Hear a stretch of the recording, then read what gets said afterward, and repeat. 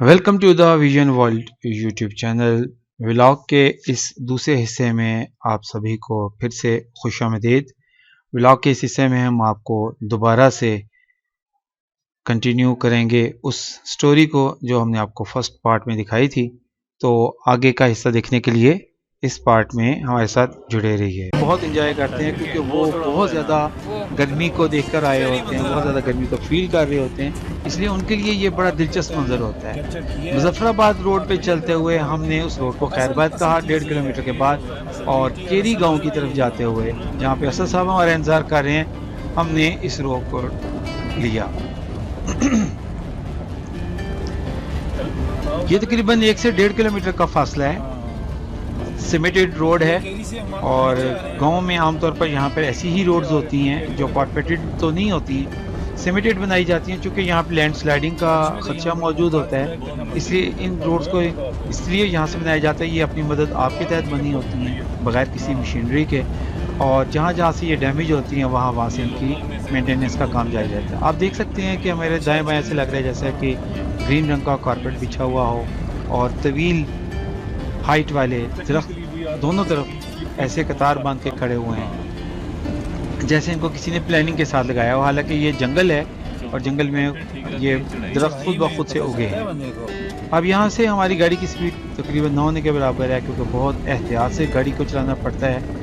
एक तो यहाँ पे टर्न बहुत नैरो हैं, और दूसरी बात कि इस जगह रोड की जो चौड़ाई है वो भी बहुत कम है। एक माहिर ड्राइवर होने का सबूत देते हुए कासिम ने इंतहाई महारत से और बहुत धीरे धीरे से गाड़ी चलाई और ये मंजर भी हमें दिखाया। और इस टर्न के ऊपर अब जब हम मुड़े तो यहाँ पे उन्होंने बताया कि एक ऐसा पॉइंट है जहाँ पर 24 घंटे जो हवा है वो चलती रहती है, कभी भी बंद नहीं होती। अब यहाँ पे हम एक मुनासिब जगह को ढूंढ रहे हैं जहाँ पे हम अपनी गाड़ी को पार्क कर सकें, या जहाँ पे हमें असर दिखाई दे जाएं वहीं पे हमारा गाड़ी का सफ़र जो है वो कंप्लीट हो जाएगा। तो फ़ोन पे रब्ता करने पे बताया गया कि वो भी हमारे मुंतज़िर हैं, इसी तरह से वो इंतज़ार कर रहे हैं कि अभी हम पहुँचते हैं। लिहाजा वो रास्ते में आन खड़े हुए हैं हमारे वेलकम के लिए, और हमने असद को देख लिया और हमारा आपस में रब्ता हो गया। अब यहाँ पे कासिम गाड़ी को पार्क करेंगे और हम गाड़ी से आए बाहर, और कासिम ने, फरहान ने और मैंने असद के साथ मुलाकात की। हमारे होस्ट पहुँच चुके हैं जी हमें लेने के लिए, और बड़े खुशगवार माहौल में, बड़े खुशगवार मूड में, और पिंडी से गर्मी के सताए हुए लोग जब यहाँ पहुँचे तो उनके लिए ये मंज़र, ये माहौल, ये एनवायरनमेंट सभी बहुत अट्रैक्टफुल थे। गाड़ी को पार्क किया गया और इस जगह पे हमने देखा कि यहाँ पे मौसम जो है वो बहुत ही खूबसूरत है और हवा 24 घंटे यहाँ चलती है। पहुंच जाए जी, बिल्कुल बड़ा एंजॉय किया जी। आज आपकी वजह से हमें एंजॉय करने का बड़ा अच्छा मौका मिला। आज शुरू होता है जहाँ से आप नीचे उतरे, बहुत ज़बरदस्त जगह है। वो हमारा बाजार है, वहाँ पे हम जाते हैं पैदल भी। 43 की फील्ड से हम लोग जब आ रहे हैं तो हमारे लिए रियली ये बड़ी इंजॉयबल मोमेंट भी है। और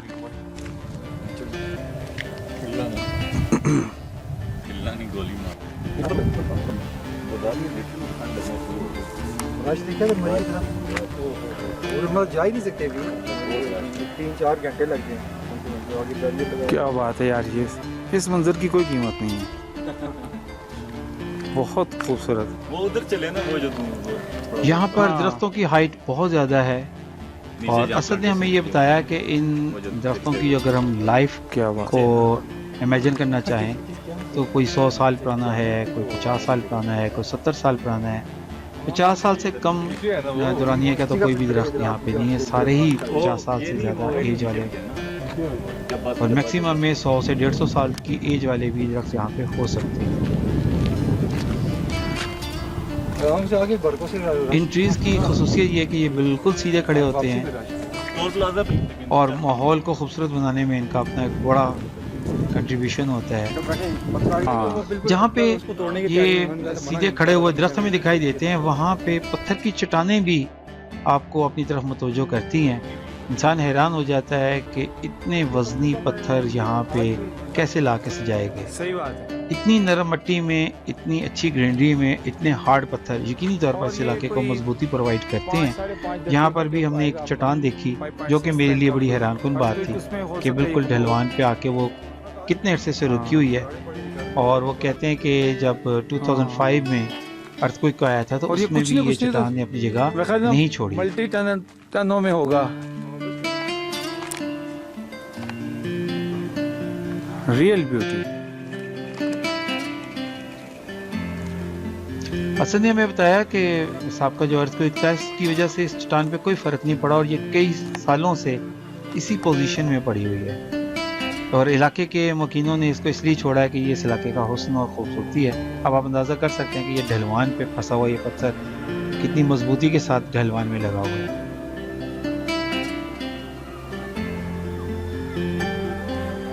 ये यहाँ का जंगल का इलाका है जहाँ पर सिर्फ कुदरती हुस्न का राज है। अब दरख्त की हाइट देखें किस कदर ज़्यादा है।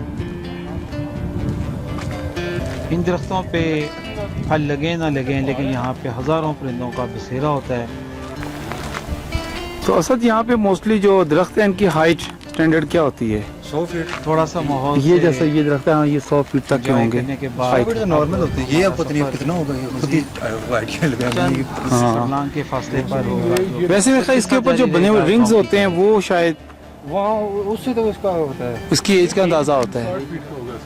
हाँ यही कहना 100 फीट का होता है, इससे बड़े होते हैं 100 फीट के, ये 108 फीट के। ये वाला ज़्यादा बड़ा है, ये नीचे तक है। इसकी छाल जो है ना वो बताती है हमें। हसन ने बताया कि अपनी मदद आपकी जो गांठ यहाँ बनती है चश्मों वो का पानी पाइप के जरिए गांव तक लाया जाता है। अच्छा इसकी जो एज है वो आप बता रहे हैं कि कम से कम 50 साल है और हाइट भी मेरे ख्याल में इसकी तो 100 फीट से ज़्यादा ही होगी। 100 फीट से ज़्यादा नहीं तो 100 से कम नहीं है किसी सूरत में भी। हाँ इसके करीब वो उससे नहीं चला जाता ना। अच्छा आप बता रहे थे इधर चश्मा, क्या खूबसूरत मंजर पहाड़ी है। है ना। अच्छा ये जिस वक्त जहाँ पे अब मेरे ख्याल बादल और पहाड़ आपस में मिक्स हो चुके हैं। चश्मा है। अच्छा। वहाँ से हमने पाइपिंग की हुई है और अच्छा। घरों में लेके आए हैं पानी। और ये अच्छा, पिछले तकरीबन 50 साल से असद की निशानदेही पर कासिम ने गाड़ी को मज़ीद महफूज करने के लिए ज़रा बेहतर जगह पे पार्क करने के लिए और थोड़ा सा मूव किया। ये लोग शायद गाड़ी पे थोड़ा सा और आगे तक जाएंगे लेकिन मैं और असद पैदल ये सफ़र तय करेंगे ताकि मुझे मज़ीद कैप्चर करने का मौका मिल सके। तो आपका जो गांव है इसकी जो हिस्ट्री के कहेंगे कि तो कितने अर्सा पुराना गांव होगा ये? डेफिनेट बात है कि सदियों में होगी इसकी हिस्ट्री से। पाकिस्तान बनने से पहले था कि हम इसी गांव में ना नीचे हमारी भी ज़मीन है, वहाँ पे हम रहते थे हम लोग। यानी कि मेरे तो पैदाइश पहले अब्बू लोग जो छोटे थे, मेरे दादा दादी वो लोग नीचे रहते थे। मतलब ये गांव नीचे की तरफ जाता है ना। अच्छा। ये नीचे हमारा गांव है। ये पूरा एरिया जो नीचे काफ़ी नीचे तक का गाँव है, ओकड़ा केरी कहलाता है।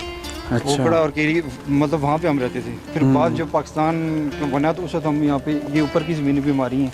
ये बेसिकली हम एक जंगल के एरिए। अच्छा ये सारा जंगल है नीचे। हाँ नीचे जो घर नजर आ रहे हैं वहाँ से हमारी ज़मीनें शुरू होती हैं। फिर यहाँ पे आगे बात हो रही है। अब नीचे भी हमारी है ज़मीन और यहाँ भी।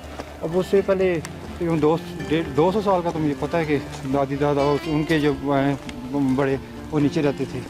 उससे पहले तो मुझे भी नहीं पता कि ये जो यहाँ पे एक मखसूस किस्म की स्मेल है पौधों की, ये मेरे ख्याल में पूरे पाकिस्तान में और किसी जगह आपको नहीं मिलेगी। हाँ ये चीड़, ये बड़ी यूनिक किस्म की खुशबू है। पहाड़ी ज़बान में चंपोथल कहते हैं। अच्छा ये जो इसके चीड़ के ना ये पत्ते होते हैं बारीक बारीक लंबे लंबे, ये क्या मंदिर है और नीचे।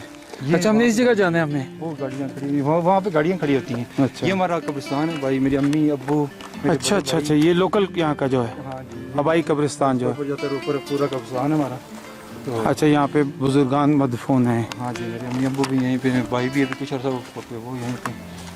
बस इसके बाद यहाँ से जब नीचे उतरेंगे वो जो जहाँ पे गाड़ियाँ खड़ी हैं, ये यहाँ पे खड़ी होती हैं हमारी गाड़ियाँ। इससे आगे भी घरों में चली जाती है। हमारा घर थोड़ा सा स्टेप ज़्यादा लेने पड़ते हैं। अच्छा और गहराई में है। हाँ यहाँ से दिखाऊँ तो ये सामने का आपको घर शायद नज़र आ रहा हूँ मुझे, क्लियर नज़र। हाँ और कितना खूबसूरत मंजर बना रहे हैं ये दरख्त। ठंडा होता है ये इसका, ये सदाबहार होता है ना। हाँ सर्दियों में भी इस तरह के रहते हैं। इसी तरह ही रहेगा ये। बाकी सब सूख जाते हैं। जड़ जाते तो आपके घर तक ये रास्ता इसी तरह ही है? नहीं अच्छा, आगे थोड़ा और जाएंगे मुश्किल थोड़ा हाँ, सा हाँ। रास्ता। लेकिन जो लोग यहाँ के हैं वो तो यूज टू है ना। हाँ हमें तो पता नहीं चलता है।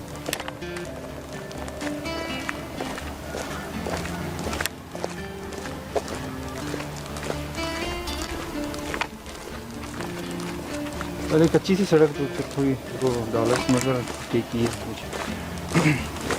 गाड़ियाँ नीचे तक चली जाती हैं, घरों में चली जाती हैं लोगों को।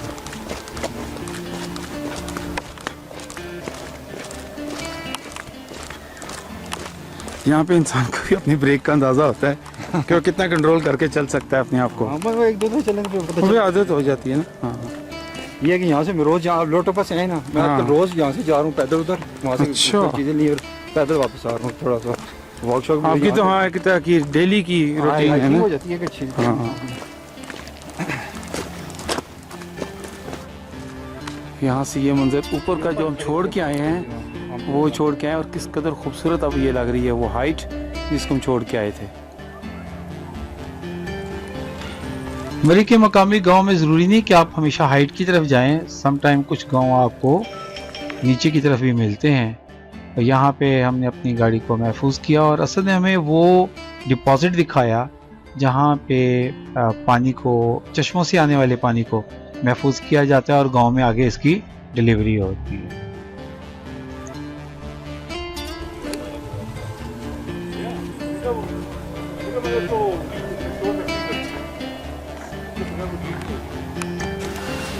लेकिन यार जो चीज़ आप इंसान की आंख देख रही होती है ना, वो कैमरा आपका साथ नहीं दे सकता। वो कुछ भी हो जाए, हाँ लेकिन वो फीलिंग्स कैमरा नहीं दे रहा। कैमरा तो बता रहा है कि घास में दरख्त लगा हुआ है। ये दो टैंकियाँ जो बनी हैं ना, यहाँ पे हम पानी जमा करते हैं, वहाँ से चश्मे से आते हैं इसमें, और यहाँ से आगे पाइप। इसको हम देख सकते हैं करीब से। ये वाटर टैंक है यहाँ के लोकल।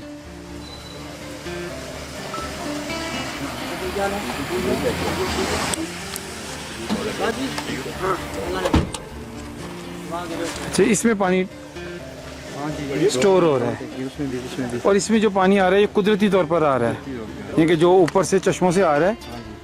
और जब ये ओवरफ्लो हो जाएगी ओवरफ्लो कई दफ़ा हो जाती है, तो फिर नीचे बैक निकल जाता है हाँ पानी। निकल जाते हैं उसमें से पानी। ये इसको ज़ाहिर है ओवरफ्लो से रुकने का तो कोई फार्मूला नहीं है ना। हाँ, वो तो कुदरती पानी आ रहा है। हाँ इतना होता ही नहीं, फिर इस्तेमाल भी होता रहता है, वो चलता रहता है साथ। तब से घर लगते हैं। हाँ चलें तो चलें जी। हमसे पहले आए हुए एक गेस्ट यहाँ से वापस जा रहे थे। ये जो अजान है ये लाइव है। जी हमारी मस्जिद में हो रही है नीचे। सुभान अल्लाह। उसके पास ही गुजरेंगे। अच्छा,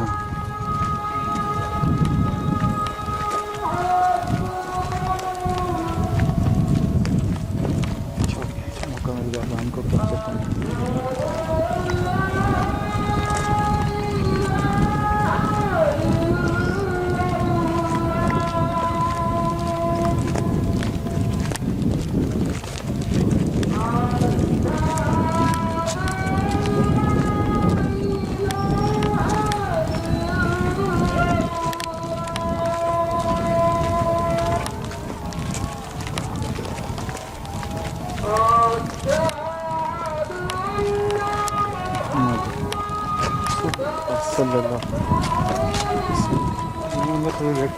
जी ठीक। हाँ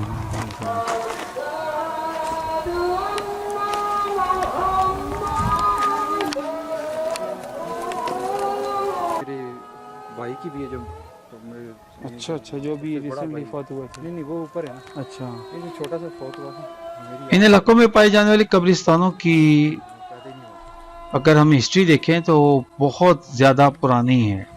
पहाड़ी इलाकों में बनी हुई कब्रें लैंड स्लाइडिंग ना हो तो कई 100 साल तक कायम रहती हैं। ठीक हो गया। ठीक है, हम सीधा सीधा हमारे में दर्शन देखते हैं। सीधा नहीं चला जाए, तुमने कहा सीधा मेरे चाचे घर चला जाए मेरे। ठीक है ठीक।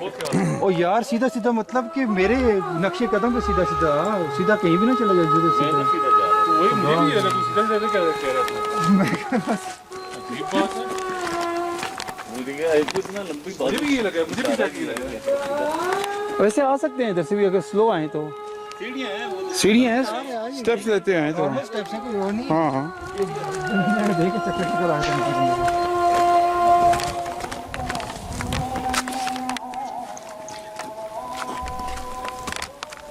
गांव में मौजूद घरों का सहन कुछ इसी तरह ही होता है। तो आप यूँ समझ लीजिए कि असद के घर का आंगन यहाँ से शुरू हुआ जाता है। मैं साथ साथ कैप्चर करता आ रहा हूँ ना सिचुएशन को। ये भी मेरे चाचा है। अच्छा, वर्कआउट में भी हमारी तरह आते जाते हैं। यहाँ के इलाके की सादगी और सादा स्टाइल शहर से आए हुए पुरतकल्लफ लोगों को यकीनी तौर पर मुतवज्जो किए बगैर और मुतासिर किए बगैर नहीं रहता। हर तरफ सब्जे का राज है। चूँकि बरसात का मौसम है, इसलिए हर तरफ नबातात ही नबातात हैं और तमाम नबातात के ऊपर इस वक्त बहार है। ये घर है मेरा अंकल। अच्छा। असद का जो मौजूदा घर है ये तकरीबन 50 साल पुराना है यहाँ एक तरह का और जो देखा जाए पत्थरों तो की बेस पे बनाया यहाँ गया के है। मकामी लोग हैं, उनको यहाँ पे बहुत घर बड़े बनाने हो के जाती है लिए कि सबसे कोई पहले दूर से आ रहे पत्थरों हैं। की रस्तों के स्टोन बेस उतार बनाई चढ़ाव जाती है, एक से स्ट्रॉन्ग बेस बनाई मॉनिटर कर जाती है। सकते हैं आप आने उसी वालों की स्ट्रक्चर्स के ऊपर फिर बाकी घर की तामीर होती है। जिस घर में हम जा रहे हैं ये भी पत्थरों की बेस पे बनाया गया है और असद ने हमें बताया ये कम से कम 50 साल पहले का ये डिज़ाइन है हाँ जो बनाया गया है।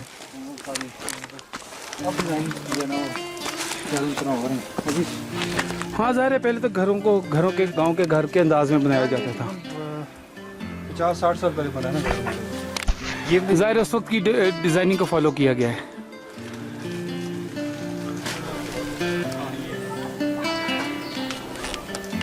असद ने हमारे गाइड होने का भी सबूत दिया, हमें मालूमात भी प्रोवाइड की। अच्छा हाँ असद, आप कुछ बता रहे थे कि ये खेत हैं? ये असल में यहाँ ये होते हैं खेत हमारे, यहीं पे हम जिसकी मैं कहा था ना, इसी पे हम आलू भी लगा सकते हैं, सब्जियाँ सारी। अच्छा। मकई वगैरह भी इसमें हम करते हैं। हम्म। आजकल तो हमने काफ़ी सालों की किए ही नहीं, इस तरह की है। तो इस वक्त कौन सी फसल जो है इन प्रोग्रेस है? इस वक्त सारी तरफ लगी हुई मकई। मकई। अच्छा, वो काट रहे हैं और ये आलू बुखारी का दरख्त है। ये वाला भी तो मेरे नए पौधे लगाए कुछ, ये अभी थोड़े नजर आ रहे होंगे पतले। अच्छा। ये बड़े होंगे कुछ में खुबानी आलू इसका, ये अखरोट का दरख्त है। तो बचपन में इसके ऊपर चढ़ जाता था, अभी यहाँ पर नहीं चढ़ जाता। हाँ, ये आगे तक जाएंगे थोड़े मतलब ये जो मैन्युफैक्चरिंग है घर की, ये सारी पत्थरों की दीवारें जो आपको नजर ये आ सब रही हैं, पत्थरों की हैं। पत्थर की हैं। उसको थोड़े बराबर किया जाता है और बहुत सबसे मजबूत दीवार और ये। पत्थर में लगाने के यही मकसद है कि लैंड स्लाइडिंग से भी एक तो इसको रोका जाता है। हाँ, और ये बहुत देर पर होते हैं ना। ये स्लिप नहीं होते। हाँ जी। क्या हो सकता है?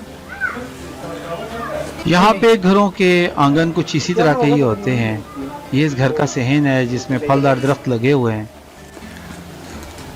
और यहाँ पे जितनी फसलें होती हैं इनको मेरे ख्याल में किसी किस्म के पानी की ज़रूरत नहीं होती, कुदरती तौर पर जो बारिश का पानी मिलता हाँ जी, है। फसलों को तो पानी नहीं देते हैं। क्या? कासिम भी अपनी थकावड़ियाँ निकाल रहे हैं। तो यहाँ पे आपस में जो कम्युनिकेशन का सिस्टम होता है, मोबाइल तो खैर अब आए हैं ना, मोबाइल से पहले कैसे? आवाज़ तो ऊपर से सुन लेते हैं, ऊपर से हम सुन लेते हैं। अच्छा, मैनुअल तरीका यही था कम्युनिकेशन का।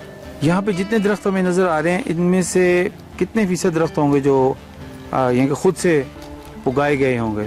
खुद से जो उगाए गए, ये बुखारे का, अखरोट का। अच्छा, ये दरख्त हैं जो फलदार दरख्त हैं, उनको उगाया ही जाता है, खुद कम ही उगते हैं। अखरोट तो ये है अंकल, ये वाला, ये सामने ये भी अखरोट ये है। सब। अच्छा, कच्चे अभी कच्चे ज़ाहिर सीज़न नहीं है ना। और पिछले साल कितने तोड़ आज की तरह खत्म हो गए। नाश्ते किया बुखारे से भाई। दिन के तकरीबन 2 बज चुके थे और हमें भूख का एहसास हो रहा था। ज़्यादातर वो दरख्त हैं जो सर्दियों में फल देते हैं। नहीं, अच्छा, ये आलू बुखारा भी 1 माह पहले खत्म हुए हैं। इसका सीज़न ऑफ हुआ है। कुछ हाँ, दरख्तों में अभी भी लगे हुए होंगे कहीं ना कहीं। अच्छा। सर्दियों में तो सिर्फ हम लोग होते हैं, सर्दियों में कोई नहीं होता। नहीं, मकसद ये कि ये वो दरख्त हैं जो जिनका फल सर्दियों में इस्तेमाल होता है आमतौर पर। आलू बुखारा तो हाँ गर्मियों में भी इस्तेमाल हो जाता क्योंकि है। थोड़ा डिफरेंस ये आ जाता है कि थोड़ा देर से हमारा फ्रूट यहाँ से जाता है, अगर ये निकालें तो। हम्म। जितनी देर में हमारे लिए खाना तैयार किया जा रहा था हमने थोड़ी सी फोटोग्राफी की और बाद में हमें यहाँ लकड़ियों पर पकाया गया खाना खाने का मौका मिला, जो कि इंतहाई लजीज था और जिसमें पकाने वालों की मेहनत भी दिखाई दे रही थी।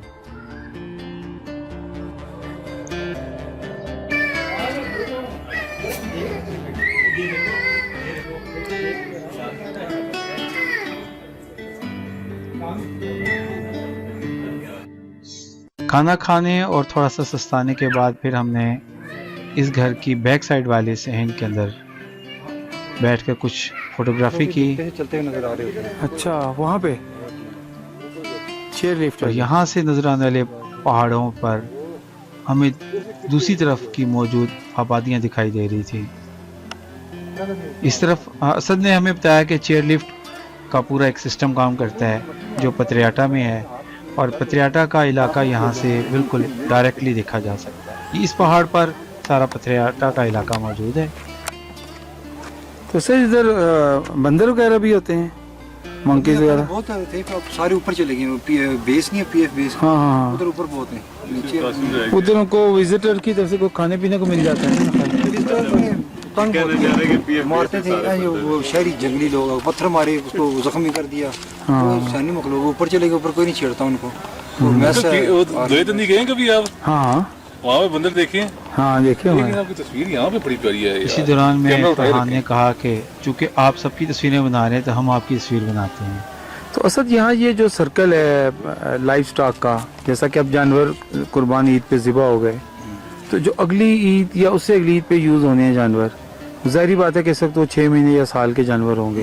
तो इसका मतलब ये स्टॉक में रहते हैं ये जानवर यहाँ पे गांव की लोकेलिटी में? लोग जो है वो पालते हैं, साल उसके बाद कुर्बानी करते हैं। अच्छा, उसी तरह जो इससे पहले खरीद लेते हैं, और भी जो मंडियाँ लगती हैं घरों में भी होते हैं। ईद के बावजूद भी अभी स्टॉक में जानवर हैं पीछे? जी जी होते हैं। हाँ। धीरे धीरे इस इलाके में शाम का मंजर बनने लगा, जो कि दिन के मंजर से भी ज़्यादा खूबसूरत था।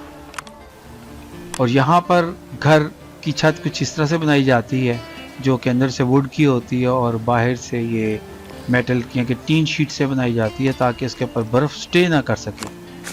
और हमने खाना खाने के बाद जब देखा कि अब शाम गहरी होने लगी है, तो हमने अपने मेज़बान से इजाज़त चाही और वापसी का सफ़र लेने के लिए हमने उसी रास्ते को अख्तियार किया जिस रास्ते में हम सुबह इस इलाके में आए थे। पैदल चलने को हमने फ़ौक़ियत दी, हमें ज़्यादा अच्छा लगा कि पैदल चल के जाएं, लिहाजा शाम को ये मंज़र कुछ और ही था। वही जगह थी जिसको हमने दिन के टाइम देखा था, और वही जगह है जो कि रात शाम में हम देख रहे थे, लेकिन यहाँ का मंज़र कुछ मुख्तलिफ था। और इसी असना में मगरिब की अज़ानें शुरू हो गई।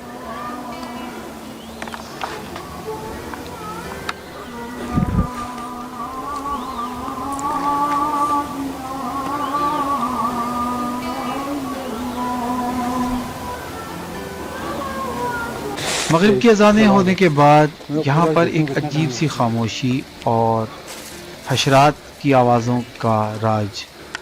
यहाँ पर रेंगने वाले जानवरों की आवाज़ें बहुत खूबसूरत, और यहाँ की मकामी ज़ुबान में इन जानवरों के कुछ अजीबोगरीब नाम हैं जो कि मुझे भी प्रोनाउंस नहीं करने आ रहे थे।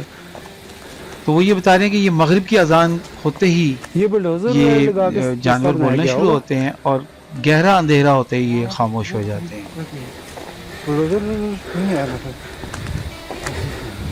या ये कुदरती रास्ता बड़ा होगा पहले से? पहले कच्ची सड़क बनी हुई है, हाँ, सेट करते गए क्योंकि इसके ऊपर पत्थर जिस तरह से बिछाए हुए हैं ना, उस हिसाब से पक्की होगी सड़क। नहीं, पत्थर क्यों बिछाई? अच्छा, सीमेंट है। अच्छा, सीमेंट कर दी, लाइनें लगाई हैं। अच्छा, ताकि गाड़ी स्लिप ना हो। शाम का मंजर इन इलाकों में बिल्कुल डिफरेंट, बहुत सहर अंगेज। ऐसा मंजर आपको शायद शहरों में कभी भी देखने को नहीं मिलेगा। हाँ, आवाज़ तो आ रही है। ये केरी गांव के पास मौजूद जंगल का इलाका है जहाँ पे शाम का मंजर बहुत खूबसूरत लग रहा है।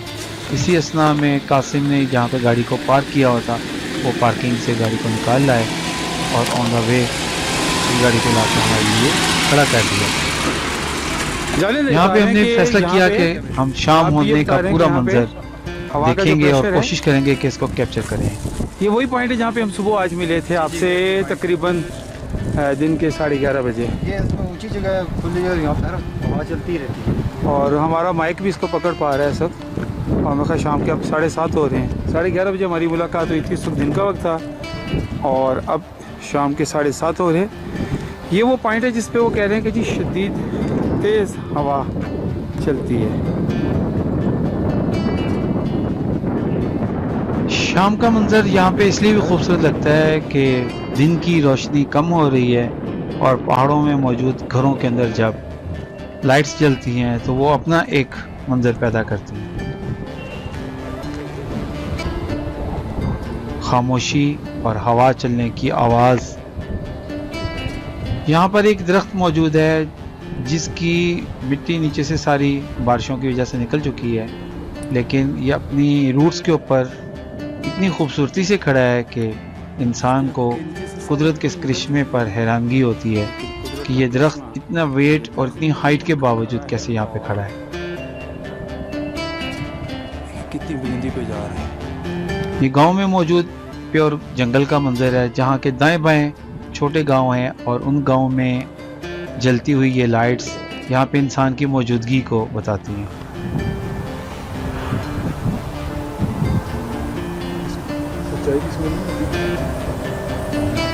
चाय की ख्वाहिश की स्मेल है।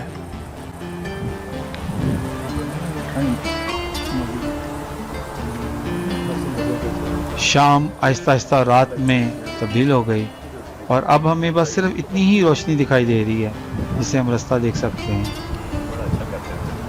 और यूं हमारा जो सफ़र है वो अपने अख्तामी मराहिल की तरफ,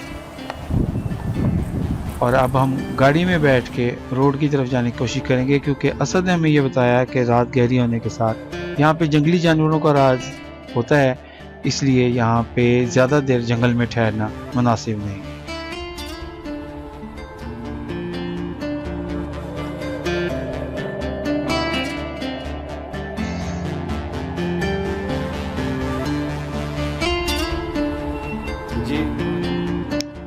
जिस रास्ते को हमने आने के लिए यूज़ किया था उसी रास्ते से हमने वापसी का सफ़र भी लिया, यानी कि एक्सप्रेस हाईवे से मरी से हम रावलपिंडी की तरफ चलेंगे।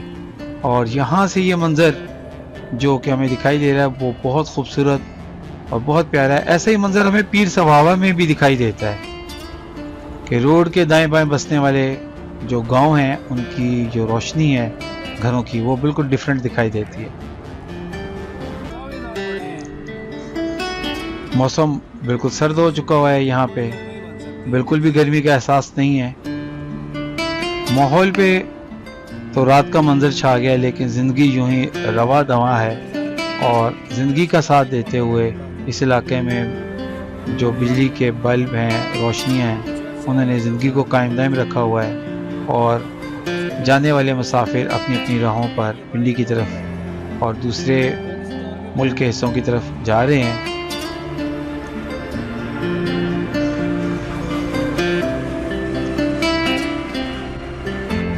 साइडों पे लगे हुए ये बोर्ड्स रिफ्लेक्टर का काम करते हैं ताकि ऐसे ड्राइवर जो अजनबी हैं इस इलाके में उनको रोड की इंतहाई लाइन के बारे में पता चल जाए कि वो कहीं गलती से बिल्कुल रोड के कॉर्नर पे ना चले जाए। जगह जगह पर मोटरवे की पेट्रोलिंग की जो वैन्स हैं वो हमें दिखाई दे रही हैं, जो कि लोगों की हेल्प के लिए होती हैं ताकि अगर कोई किसी मुश्किल में हो तो उसको हेल्प किया जा सके।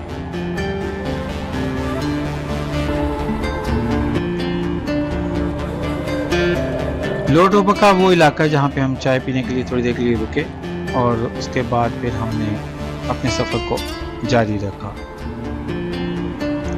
उम्मीद करता हूँ कि आज की वीडियो आपको पसंद आई होगी, आज का व्लॉग भी आपको पसंद आया होगा।